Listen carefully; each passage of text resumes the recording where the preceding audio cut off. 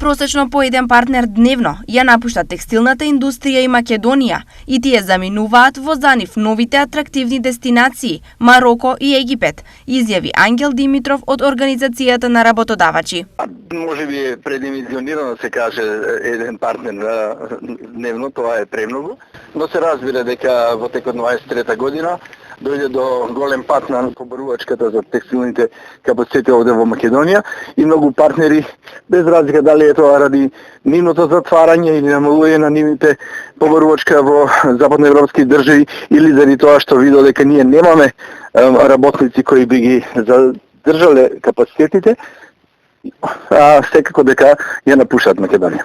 Текстилците имаат се помалку работа, поопаѓа и притисокот за работници. Се разбира дека е така, да, ако фактички вие имате помалку нарачки, се разбира дека потребот работници се намали, но од друга страна Македонија има огромен недостиг на работна сила, така да мислам за помладите работници не би било никој проблем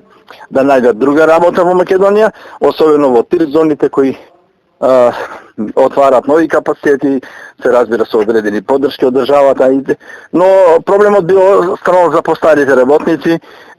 оние кои немаат уште доволно година на старост за пензија и мислам дека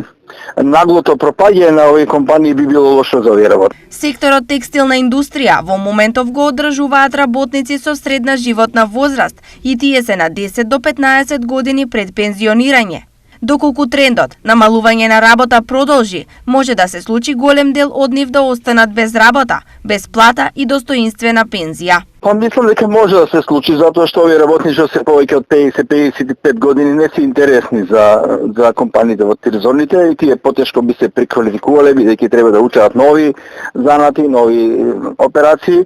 додека за помладите работници не би било проблем. Ова е нов проблем со текстилниот и кожарскиот сектор и став на експертите е дека државата треба итно да донесе соодветни мерки, бидејќи Македонија со сегашните цени веќе е неконкурентна.